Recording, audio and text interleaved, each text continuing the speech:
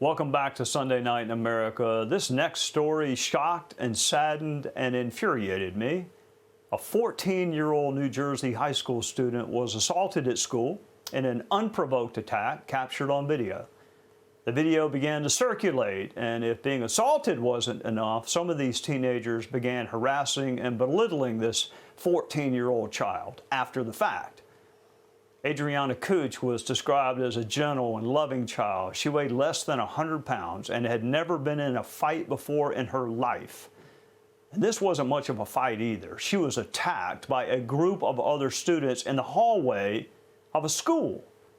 Embarrassed and humiliated at not just being attacked, but also the video being circulated online, this 14-year-old child with bright eyes and a beautiful smile and her whole life ahead of her took her life rather than face the bullying after being assaulted.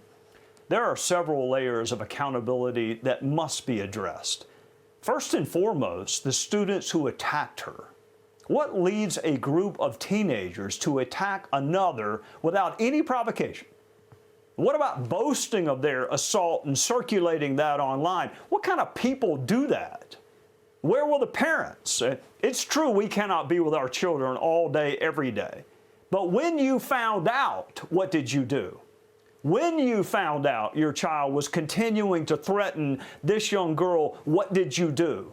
When you found out your child put the video on social media as some type of trophy, what did you do? Sometimes parents are not very objective when it comes to their own children, which is why we have the police. Why did it take so long for the police to charge the perpetrators? Is it true the assailants were only charged after this young girl took her life?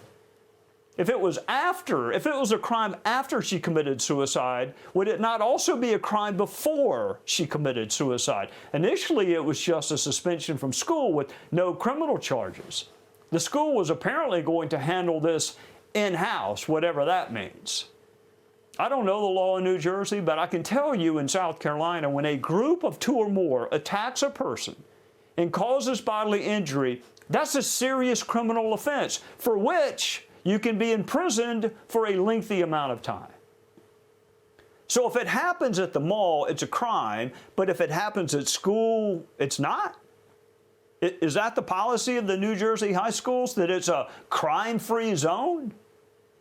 I'm asking because I really want to know what conduct rises to the level of actually calling the police and having the police charge someone.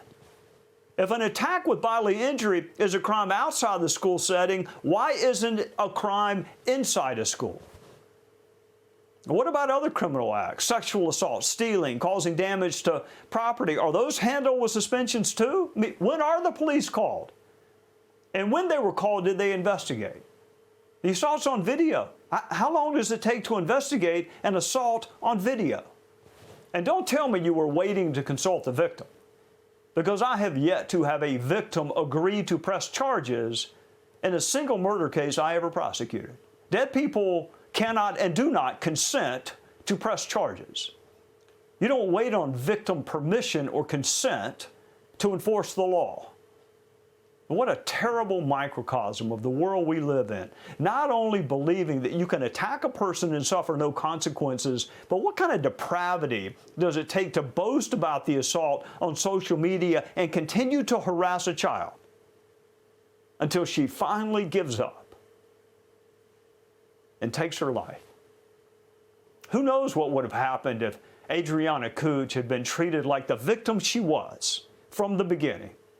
Who knows what would have happened if she felt protected and supported and defended? Victims should have the power of law enforcement behind them, the power of those in charge, the power of those who value justice. 14-year-old victims should not be in their bedrooms feeling isolated and alone, trying to decide how to kill themselves. Hey, Sean Hannity here. Hey, click here to subscribe to Fox News YouTube page and catch our hottest interviews and most compelling analysis. You will not get it anywhere else.